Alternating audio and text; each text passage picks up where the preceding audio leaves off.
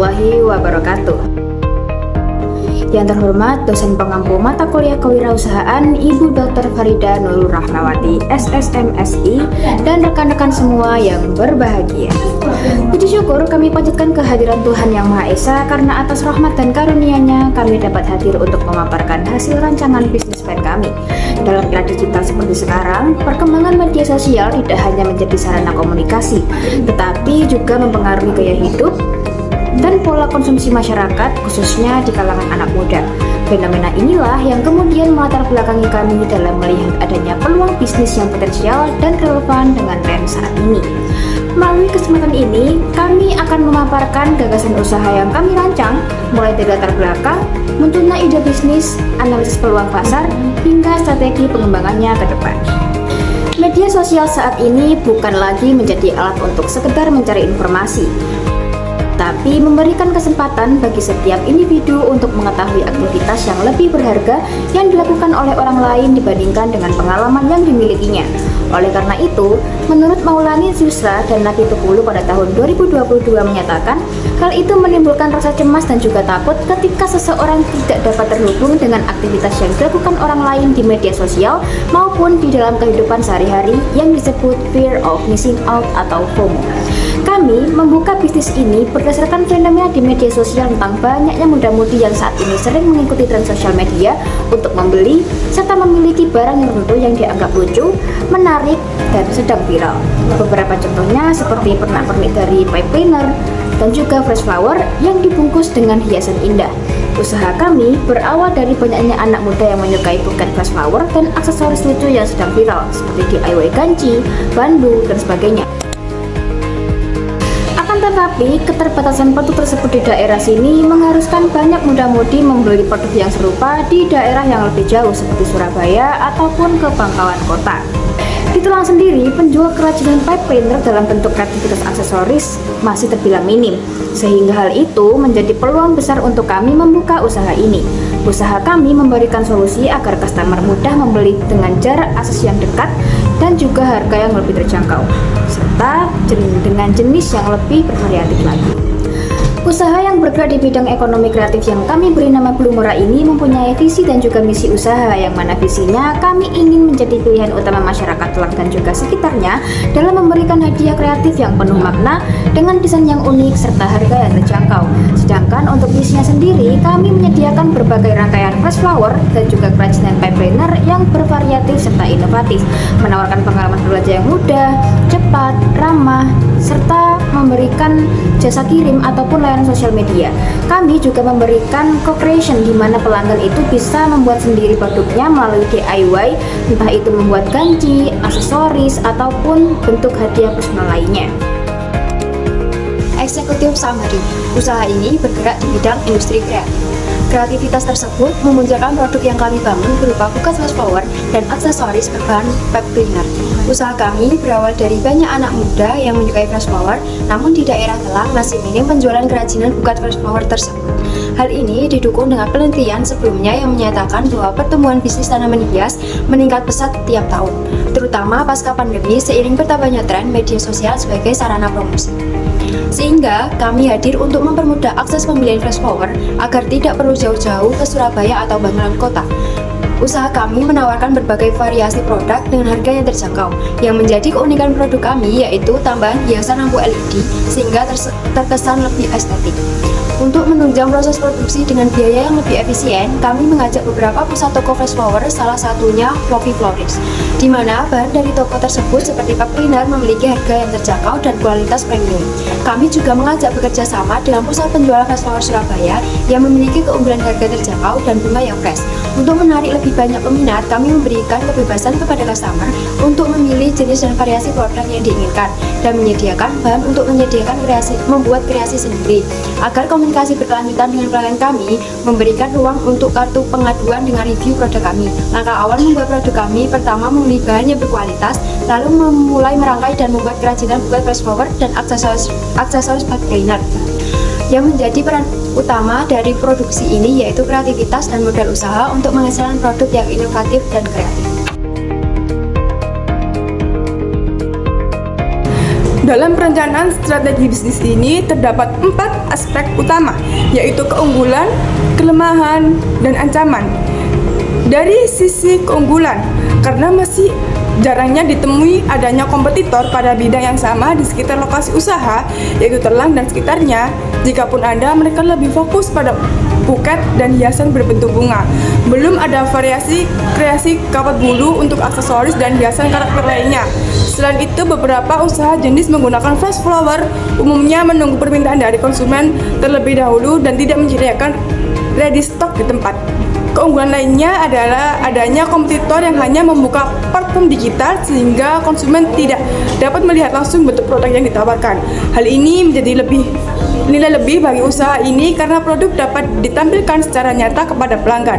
Selain itu, usaha ini juga memiliki inovasi dalam desain kemasan yang disesuaikan dengan tema atau edisi musiman, serta menghadirkan jenis kerajinan yang lebih beragam seperti gantungan kunci, bandana, dan hiasan pensil. Bahkan terdapat beberapa ornamen unik lampu kawat LED yang belum pernah ada di wilayah Telang dan sekitarnya. Sementara itu, dari sisi kelemahan, terdapat beberapa yang perlu diperhatikan. Salah satunya adalah kompetitor yang memiliki lebih banyak variasi bunga dan kreasi kawat bulu dalam membentuk hiasan bunga dengan kemasan yang menarik, terutama di daerah Surabaya. Selain itu, jarak tempuh yang cukup jauh untuk melalui restock bunga ke tempat penjualan juga menjadi kendala tersendiri bagi usaha ini. Dari segi peluang, lokasi usaha yang strategis dekat dengan kampus menjadi peluang besar karena mudah dijangkau oleh kalangan mahasiswa.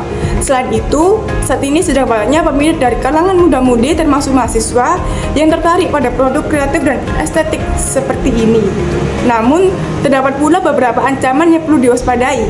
Salah satunya adalah adanya kompetitor dari luar daerah yang menjual produk serupa dengan harga yang lebih murah, sehingga menurunkan daya saing. Selain itu, kondisi cuaca yang cukup terik di wilayah Telang juga menjadi tantangan, karena memerlukan perawatan ekstra agar bunga tidak mudah layu. Analisis produk. Usaha ini kami beri nama Blumora, yang artinya hadiah yang bermekar bersama setiap momen. Dengan harapan produk yang kami ciptakan dapat memberikan momen-momen manis untuk customer. Dari hal tersebut, kami memilih usaha ini untuk menjual buket first flower dan aksesoris bed linen.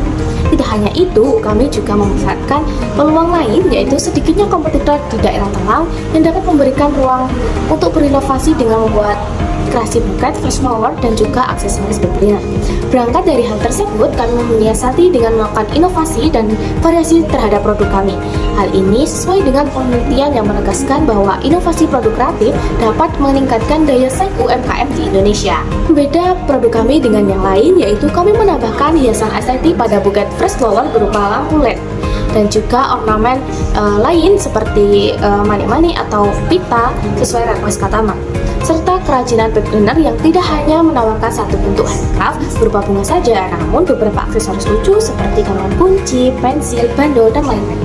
Bisnis yang kami tawarkan bervariasi, tergantung jenis, bentuk, ukuran, tingkat kesulitan selama pembuatan produk. Umumnya berkisaran antara Rp8.000 sampai Rp25.000.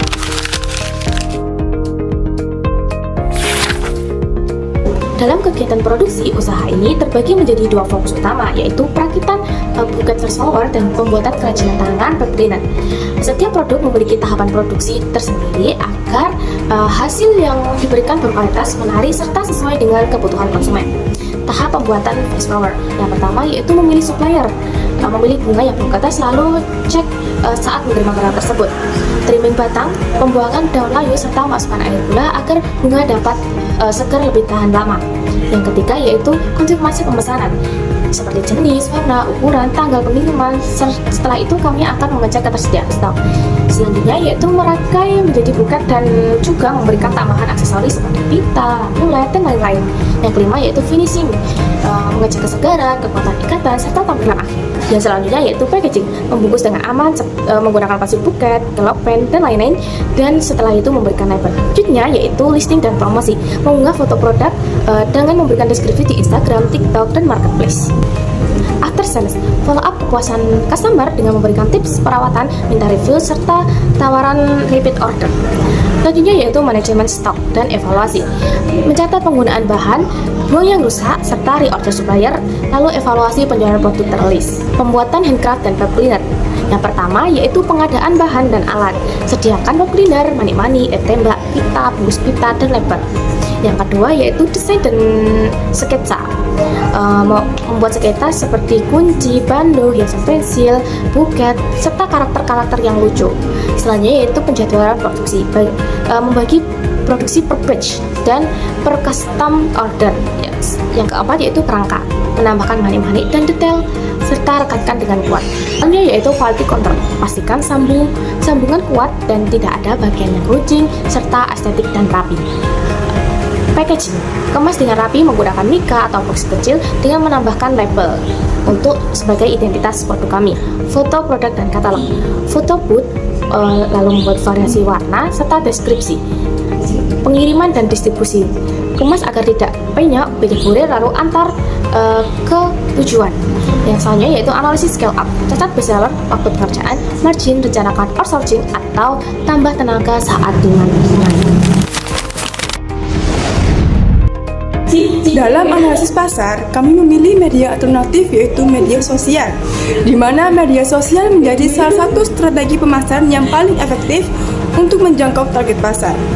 Platform digital yang kami gunakan adalah TikTok, Instagram, dan WhatsApp. Dengan membuat konten yang menarik, kita juga membuat katalog di WhatsApp dan share katalog di cerita Instagram, sehingga customer mengerti atau melihat produk yang kami jual di 3 platform digital tersebut. Tidak hanya itu, memiliki banyak pengguna sehingga memungkinkan kami untuk mencapai target pasar dengan model pemasaran yang low budget. Tak hanya itu, kami juga menarik customer dengan cara memilih sendiri produk atau yang disebut prasmanan. Di sini kami juga mengajak customer untuk DIY atau membuat sendiri kreasi paper clean. Kita juga bisa kirim produk melalui jasa antar sendiri jika wilayah dekat dan masih bisa dijangkau, serta via JNT dengan kesepakatan customer tentang pembayaran ongkir sendiri jika jarak jauh, sehingga hal tersebut memudahkan customer untuk membeli produk kita.